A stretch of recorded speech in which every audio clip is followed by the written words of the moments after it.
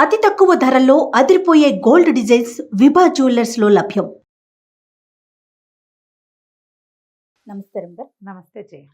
మనము ఇతర దేశాల కథలు చాలా చెప్పుకుంటూ ఉంటామండి.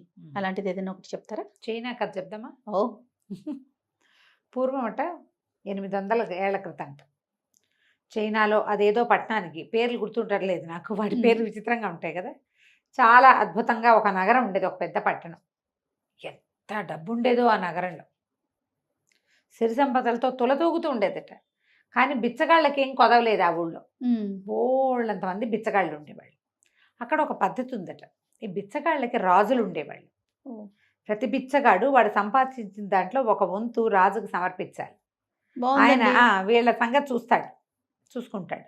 అట్లా బిచ్చగాళ్ళకి రాజులుగా ఉన్న కుటుంబాలు బోల్డ్ ఉన్నాయట కోకొల్లలు.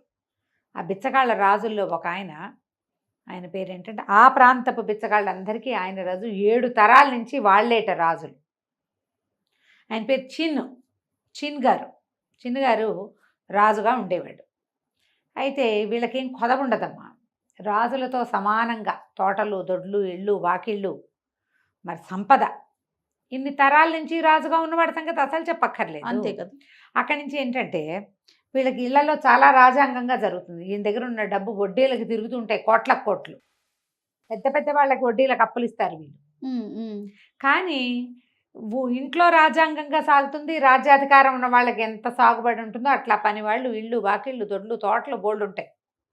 బయటికి వెళ్తే ఈయన బిచ్చగాళ్ళ రాజే, పరువుగా ఉండదు. అయితే ఈయనకి కొంతకాలం గడిచాక తను పెద్ద మనిషిని అయిపోవాలని కోరిక కలిగింది. ఈ బిచ్చగాళ్ళ సామ్రాజ్యాన్ని వదిలేయాలి, పరువుగా ఉండాలి, గొప్పగా ఉండాలి, ఈ పేరు ట్యాగ్ లైన్ లేకుండా ఉండాలనిపించేది. ఈయనకి భార్య చనిపోయింది, 50 ఏళ్ళు ఉంటాయి. యూను అనే ఒక కూతురు ఉండేది. ఆ పిల్ల మహా సౌందర్యవతి, ఎంత బాగుండేదో. చక్కగా పాడేది, చక్కగా చదివించాడు కూతుర్ని. పెద్దవాళ్ళ ఇళ్లలో పిల్లల్ని ఎట్ట చేస్తారో అట్లా ఈ బిచ్చగాళ్ళ రాజైన ఈ చిన్ గారు కూడా పిల్లని బాగా చదివించాడు. ఎన్నో రకాల వాయిద్యాలు వాయించేదిట పిల్ల. 16-18 సంవత్సరాలు వచ్చాయి. కానీ పరుగుల ఇళ్లలో పెళ్లి చేసుకోవడానికి ఈయనకి కుదరలా. బయటికి వెళ్తే ఈయన బిచ్చగాళ్ళ రాజు, వాళ్ళెవరు ఇతనితో సంబంధం కలుపుకోవడానికి ఇష్టపడరు. ముందు వెనక అయ్యింది. ఈ లోపల ఏమైంది, ఆయనకి ఒక కుర్రాడు తారసపడ్డాడు ఏదో ఒక జోదశాలలో. వాడు ఏదో సరదాగా ఎవరో ఫ్రెండ్స్ ఆడుతుంటే వచ్చాడు. ఏదో మాట మీద వంటి చూస్తే వాడు చాలా పరుగుల కుటుంబం నుంచి వచ్చిన పిల్లవాడు. కానీ ఆస్తి స్వాస్తి అన్నీ పోయినాయి, ఏమీ లేవు వాళ్ళ దగ్గర. వాళ్ళ పేరు గొప్ప, ఊరు దిబ్బ. అంత గొప్ప ఇంటి కుర్రాడు. ఈయనతో చాలా చక్కగా మెలిగాడు. ఆయనకి ఏమనిపించింది, వీటి దగ్గర డబ్బు లేదు, దశకం లేదు, మన దగ్గర బోల్డ్ డబ్బులు ఉన్నాయి, పిల్లాడు చూస్తే బాగున్నాడు, పోనీ వీని మన పిల్లకి చేసుకుంటే ఎట్టా ఉంటుంది అని మెల్లిగా ఆయన కదలేస్తే ఎగిరి గంతేసేటి వాడు. ఈ యూను చాలా అందగత్తెన విషయం చాలామందికి తెలుసు ఊళ్ళలో. ఓ మాట వచ్చి చూస్తా అన్నాడు. చూసి పిల్లని చేసుకోవడానికి సిద్ధపడ్డాడు. వాళ్ళ ఫ్రెండ్స్ అంతా అన్నారు, ఈ అబ్బాయికి చదువుకోవాలని ఉంది, గవర్నమెంట్ జాబ్ చేయాలని కోరిక, దానికి డబ్బులు లేవు వాడి దగ్గర. ఇప్పుడు చక్కగా వీళ్ళ అమ్మాయిని పెళ్లి చేసుకుంటే ఏం చక్కగా మరి చదివిస్తారు కదా, అంతేగా. సరేనని పెళ్లి కొప్పుకున్నాడు. చాలా హర్షించారు వాడి ఫ్రెండ్స్ అంతా. భలే మంచి పని చేసావు, నక్కని దొక్కేవరా నువ్వు, నక్కతో దొక్కావు, ఇంకేముంది, ఓహో అన్నారు. ఓహో అన్నాక సరే పెళ్లి చేసేశారు. పెళ్లి రోజు సాయంకాలం ఏం చేశారు, పెద్ద విందు ఏర్పరిచారు. ఈయనేం చేశాడు, తను బిచ్చగాళ్ళ రాజుగా ఉండకుండా ఆ పదవిని ఇంకొకడికి కట్టబెట్టాడు. ఈయనకి సమీప బంధువే, వాడు బాగా క్రికెట్, ఈయన మంచివాడు, ఈ చిన్ను క్రికెట్ వాడు. ఆ క్రికెట్ వాడికి ఈ బిచ్చగాళ్ళ రాజు తనం అంతా అతనికి ఇచ్చాడు. తన దగ్గర ఉన్న సంపదలవి తను ఉంచుకున్నాడు. ఇక నువ్వు సంపాదించుకో అని చెప్పేసరికల్లా వాడు రాజు అయిపోయాడు. 2-3 వారాల క్రితమే వాళ్ళందరి మీద ఆధిపత్యం సంపాదించుకున్నాడు. చిన్నగారు అతనికో ఇల్లు, వాకిలి కూడా ఇచ్చాడు. వాడికి అంతకుముందే కొంత ఉంది. ఈయన తన ఇళ్లలో ఒక ఇల్లు గిఫ్ట్గా ఇచ్చాడు తన పదవి తీసుకున్నందుకు. ఈయన ఏమిటంటే పిల్ల పెళ్లి చేసి అల్లుడిని చక్కగా చదివించి ప్రభుత్వోద్యోగం చేసి తన సంపదలన్నీ అల్లుడికి ధారాదత్తం చేసి ఫలానా వాళ్ళ మావగారు అని చెప్పించుకోవాలని అనుకున్నాడు. ఒక్కొక్కరికి ఒక్కొక్క ఆశ ఉంటుంది పాపం. సరే ఏమైంది, ఎప్పుడైతే ఈ పెళ్లి జరిగి పెళ్లి విందు ఏర్పాటైందో ఈయన ఒక అతనికి ఇచ్చాడు కదా, చౌ వాడి పేరు. ఆ చౌ గారి పేర్లు ఇంకా పెద్ద పేరుంది. ఆ చౌ ఏం చేశాడు, ఏమిటి వీడు విందు చేస్తున్నాడు, నన్ను ఎందుకు పిలవలా చౌ విందుకి నేనేం తక్కువ వీడికంటే, వాడితో సమాన భాయవాడిని అయిపోయాను కదా ఇప్పుడు నేను అని తమ బిచ్చగాళ్ళ సంఘంలో కొంచెం జమాత్ జట్టీలని 40 మందిని ఏరి వాళ్ళందరినీ వీడు మనకి చిన్ను నిన్నటిదాకా మీకు రాజుగా ఉన్నాడు, రాజ్యాధికారం నాకు ఇచ్చాడు, మీ మీదే కదా సంపాదించాడు, గొప్పగా పెళ్లి చేసుకున్నాడు, పిల్ల పెళ్ళికి భోజనం కూడా పెట్టట్లేదు మనకి, కనుక్కుందాం పదండి అని చెప్పేసి ఈ 40 మంది జమాజట్టి బిచ్చగాళ్ళని వేసుకుని వాళ్ళ ఇంటి మీద పడ్డాడు. అదే సరకాలు వాళ్ళు ఏం చేస్తారు, లోపలికి వచ్చి కోలాహలంగా కనపడ్డ వాళ్ళని కనపడ్డట్టుగా తోసేసి అరిచి కేకలు పెట్టారు. ఏం చేస్తారు, ఈ వీళ్ళ పెళ్లి కొడుకున్నాడు కదా మోచి, ఉమ్. ఆ మోచి అతని స్నేహితులు ఈ బిచ్చగాళ్ళు చేసిన రచ్చకి కంగారు పడి పారిపోయారు. ఓ. ఈ మొత్తం విద్దంతా రసాభాస అయిపోయింది. యూను ఏడవడం మొదలుపెట్టింది. వీడు తనకు బాబాయ్ వరుస అవుతాడు ఈ చావు, తన పెళ్లి విందులో ఇలా చేయొచ్చునా, అదే కదా. ఆ పిల్ల పరువు పోయిందని లోపల ఏడ్చుకుంటూ కూర్చుంది. మోచి అండ్ ఫ్రెండ్స్ ఏమో పారిపోయారు. విందులో ఉన్న భోజనాలు మిగిలిపోయినాయి. ఈయన ఏం చేశాడు, చిన్ను ఆ వచ్చిన బిచ్చగాళ్ళందరినీ దగ్గరికి పిలిచి, నాయన ఇది నేను ఇచ్చే విందు కాదురా, మా అల్లుడు తన స్నేహితులకి ఇచ్చుకుంటున్న విందు, మనకు విందు మళ్ళీ ఏర్పాటు చేస్తా అని చెప్పి వాళ్ళని బతిమలాడి ఎటాగు విందంతా రసాభాస అయింది కాబట్టి ఆ సామాన్లన్నీ వాళ్ళకి ఇచ్చి పంపించుకున్నాడు. ఆ మోచి 2 రోజుల తర్వాత వచ్చాడు. అయితే యూను ఏం చేసింది, ఆ పిల్ల చదువుకున్న పిల్ల కదా, భర్త ఏదో కాంపిటేటివ్ ఎగ్జామ్కి వెళ్ళదలుచుకున్నాడని బోళ్ళని పుస్తకాలు తెప్పించి, తర్వాత ఏమో కొంతమంది మాస్టర్లను పిలిపించి జ్ఞానుల్ని ఇతనికి బోధించడానికి రోజు అతనికి ట్యూషన్ ఏర్పరిచి చక్కగా వేళకి భోజనం, అద్భుతమైన జంత్రవాద్య కచేరీ చేస్తూ భర్తను సంరంజింపచేయడానికి మ్యాక్సిమం ట్రై చేస్తే ఏమైంది, ఈ వీడు బాగానే ఉంది, పెళ్ళంతా ఉన్నంతసేపు బాగుంటుంది, బయటికి వెళ్ళగానే ఏ బిచ్చగాళ్ళ రాజుగారు అల్లుడు వస్తున్నాడు రోయ్ అనేవాళ్ళు. అతని ఫ్రెండ్స్ కూడా ఏరా ఇవాళ ఎవరింటి నుంచి వచ్చిందిరా మీ ఇంటికి భోజనం అలా అనేవాళ్ళు. వీళ్ళ దగ్గర డబ్బు ఉందని తెలుసు, ఒక రకమైన వెటకారం అనమాట. అదే. కానీ ఇతను మాత్రం శ్రద్ధగా చక్కగా చదువుకున్నాడు. చదువు అయిన తర్వాత ఉద్యోగం వచ్చింది. దాని గవర్నమెంట్ పోస్టులకి రాయాలి పరీక్ష రాస్తే ఇతనికి ఒక ఆఫీసులో 2వ పోస్టు మేనేజర్ లాంటి పోస్ట్ వచ్చింది. వస్తే చక్కగా అతను ఆ మేనేజర్లకి డ్రెస్ కోడ్ ఉంది, సిల్క్ బట్టలు వేసుకుని ఎర్రటి టోపీ పెట్టుకుని ఒక కర్ర ఉంటుంది, ఆ చంకలో పెట్టుకుని వెళ్తాడు.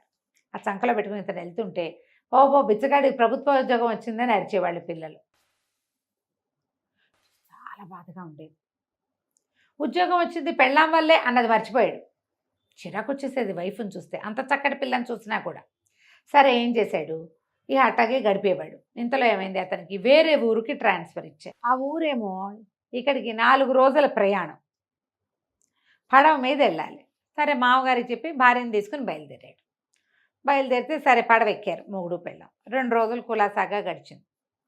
3వ రోజు రాత్రి ఇతను పోయి బయట డెక్ మీద రాత్రి 11 గంటల వేళ నుంచున్నాక వాడికి అనిపించింది, సరిగ్గా నడి మధ్యలో ఉన్నాం, పెళ్ళాన్ని తెచ్చి ఇక్కడి నుంచి తోసేస్తే దాని పీడ విరగడైపోతుంది, ఇక నేను బిచ్చగాళ్ళ అల్లుండి అన్న మాట ఉండదు అబ్బా అని అనుకుని భార్య నిద్రపోతుంది. అప్పుడే 11 గంటల వేళ, అమ్మాయి 10ంటికి అన్నం తిని పడుకుంది. రా ఎంతో బాగుంది, వెన్నెల ఎంత బాగుందోనని దాన్ని లాక్కొచ్చాడు. ఇద్దరు కలిసి ఆడ పడవ మీద అటు ఇటు తిరిగాక ఆ డెక్క చివరి దాకా తీసుకెళ్ళి దబ్బుకొని నీళ్ళలో తోసేసి గబగబా కిందకి దిగొచ్చి స్పీడ్గా వెళ్ళిపోవాలి ఇక్కడి నుంచి, నాకు భయం వేస్తుంది ఇక్కడ అని బెదిరించాడు ఈ సారంగొల్ని. వాళ్ళు అతను ఏదో అంటే పైన వెన్నెల్లో తిరుగుతున్నాడు, దడబుట్టింది వీడికి, అందుకని పరిగెత్తమంటున్నాడు, స్పీడ్గా దాటిచ్చేసేయండి సుడి ఉంది ఇక్కడ అని చెప్పేసరికల్లా వీళ్ళెవరు చూడటం లేదు. చూసిన వాడు ఓహో వాళ్ళు ఏదో మోచి చెప్తున్నాడు కదా, ఆయన పైగా అధికారి కదా, పడవ లాగేశారు. తెల్లారేసరికి టీ తెచ్చిన వాడితో ఏడుస్తూ చెప్పాడు, నా భార్య నీళ్ళలో పడిపోయింది అని. వాడు పరిగెత్తుకుంటూ వెళ్ళి అయ్యో మోచి అయ్య గారి భార్య యూను గారు పడిపోయిందిట అని చెప్పంగానే వాళ్ళంతా ఏమనుకున్నారు, ఓరిని దొంగ మొహం, వీడు రాత్రి తోసేసాడు ఆ పిల్లని, అందుకనే తొందర పెట్టి ఉంటాడు అనుకున్నారు. కానీ అతను డబ్బు ఇవ్వాల్సిన వాడు ప్రభుత్వ అధికారి ఏమంటారు, అయ్యో లక్షణమైన పిల్ల, బంగారం వంటి పిల్ల, వీడు పాలపడి చచ్చిపోయిందే అని చింతించి నోళ్ళు గట్టిగా మూసుకుని దీని అడంకి తీసుకొచ్చి వదిలిపెట్టేశారు.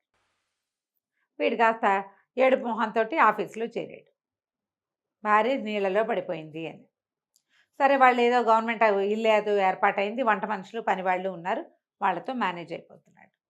అయితే ఈ మోచి వచ్చిన రోజునే ఒక రోజుకి అటు ఇటుగా ఈ ఆఫీసులో ఎవరైతే ఇతను మేనేజర్ కదా, దీని మీద ఒక మేనేజర్ ఉంటాడు, జనరల్ మేనేజర్, రొట్టి మేనేజ్మెంటు జనరల్ మేనేజరు ఆయన కూడా ట్రాన్స్ఫర్ అయ్యి ఇక్కడికి వస్తున్నాడు.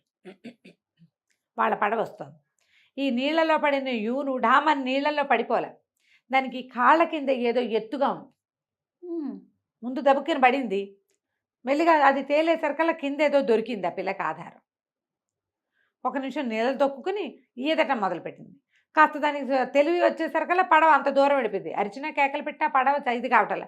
పైగా నీళ్ళల్లో తోసేసిన వాడిని అరిస్తే మాత్రం వాడు ఎందుకు ఇచ్చేస్తాడు? అదే కదా. వాళ్ళని తనే పడిపోయింది అనుకో, తనే గనక పడిపోయింటే ఈ పాటికి దిగేవాడు కాదా మొగుడు? దిగలేదంటే ఏమిటి? తోసాడనే అర్థం. దానికి అసలు అర్థం కాల, తనే పడిపోయిందా వాడే తోసేసాడా అని. అవతల కాస్త సరే వెళ్ళిపోయింది ఆ పడవ. ఈ అమ్మాయి ఏం చేసింది, ఓ పక్కకి ఈదుకుంటూ పోయింది. ఈదుకుంటూ పోయి ఏదో చిన్న దీవల్లే ఉంది, అక్కడ గట్టు మీద కూర్చుని ఏడవటం మొదలుపెట్టింది. దేవుడా రావడా ఏం చేస్తుంది? సరే ఈ పడవ వెళ్ళిపోయిన ఒక 3-4 గంటలకి తెల్లవారుజామున 5 గంటలు అవుతుండగా ఒక పడవ ఆ వైపు నుంచి వచ్చింది. ఈ కొత్త జిఎం రావాలి కదా, ఆ జిఎం వచ్చే రూట్ అనమాట అది. ఓకే.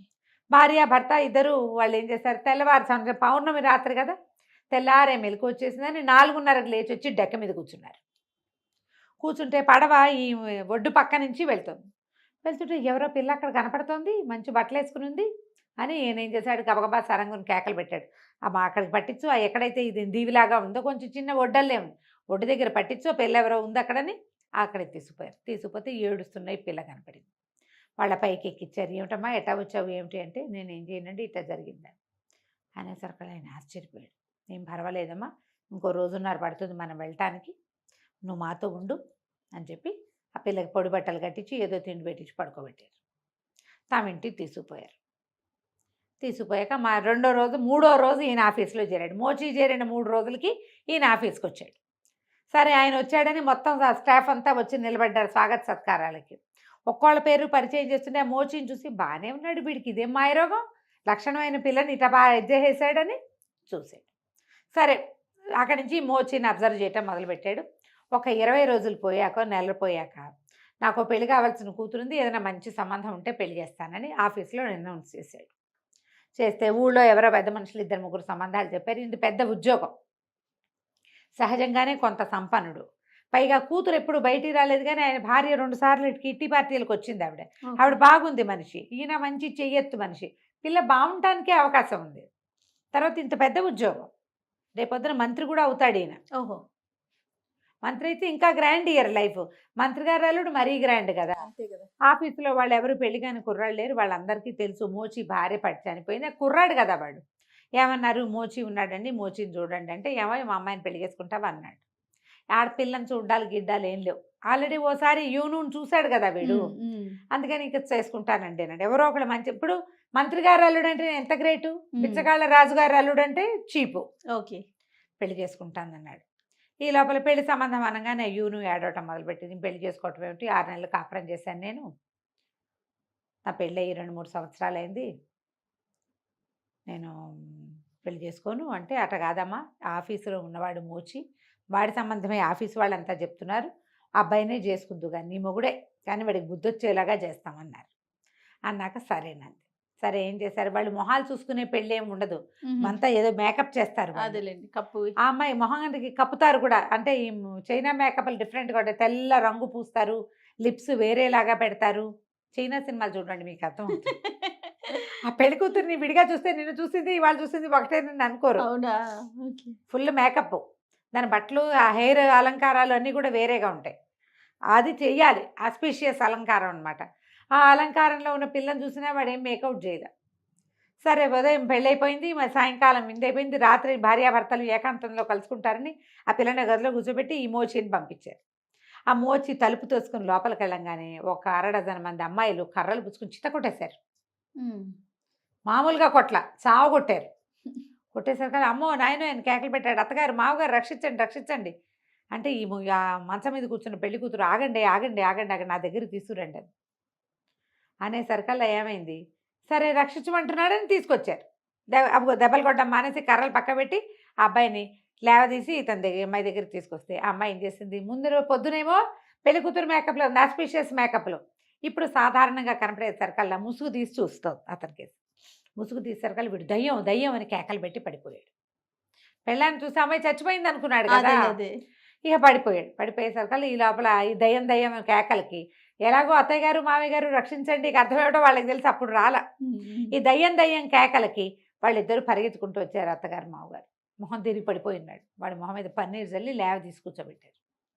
ఈ అమ్మాయి దయ్యం అండి అన్నాడు. అనేసరికి దయ్యం కాదు, నీ భార్యను నువ్వు తోసేసిన రోజే మేము రక్షించాము, నీకు బుద్ధి చెప్పడానికి ఆ పిల్లనే ఇచ్చి నీకు పెళ్లి చేసాం, నీ చదువుకి నీ ఉద్యోగానికి కారణమైన పెళ్ళాం నీకు నచ్చలేదు, మామగారు బిచ్చగాళ్ళ రాజు అవటమే నీకు బాధగా ఉంది, కానీ అతని డబ్బుతోటే నువ్వు చదువుకున్నావు, ఇట్లాంటి కృతజ్ఞతగా ప్రవర్తించకూడదు, నీ కృతజ్ఞతకి మందు ఇలా చావగొట్టిన దెబ్బలు అందుకు కొట్టించాను నేను అని చెప్పాడు. తర్వాత ఇతను సర్దుకుని ఆ పిల్లల్ని కాపురానికి తీసుకెళ్ళిపోయాడు. ఆ తర్వాత కాలంలో మోచియే మంత్రి అయ్యాడు. ఆ గవర్నమెంట్ ఆఫీస్ నుంచి క్రమంగా వజీర్లు అవుతారనమాట. తర్వాత కాలం అతను ఎప్పుడు బిచ్చగాళ్ళ రాజుగారు అల్లుడని అనేవారు కాదు. కథ కంచికి మనం ఇంటికి. బాగుందండి. నమస్తే. నమస్తే.